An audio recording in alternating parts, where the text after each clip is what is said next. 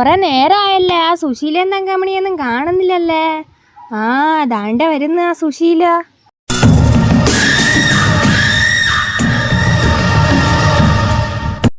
സുശീലേ, നീ ഇന്നും താമസിച്ചാണ് വന്നത്, അതുകൊണ്ട് ഫൈൻ അടയ്ക്കണം. 5 മണിക്ക് അയൽക്കൂട്ടം വെച്ചേക്കണ എന്തിനാണ്?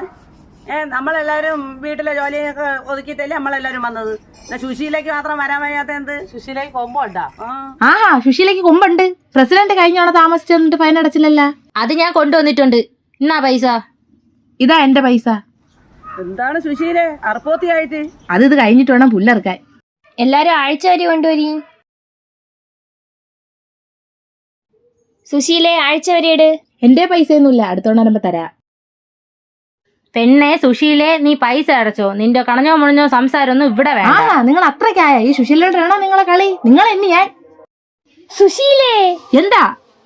സുശു കത്തി താഴെ ഇടടി, ഇല്ലെങ്കി നിന്റെ സെക്രട്ടറി ആൻഡ്രി പറയുന്ന കത്തി താഴെ ഇട് സുശു. ഞാനൊരു 2 കട്ടി പുല്ല് പറിച്ചു തരാടി. അങ്ങോട്ട് പുല്ലറുക്ക് സെക്രട്ടറി.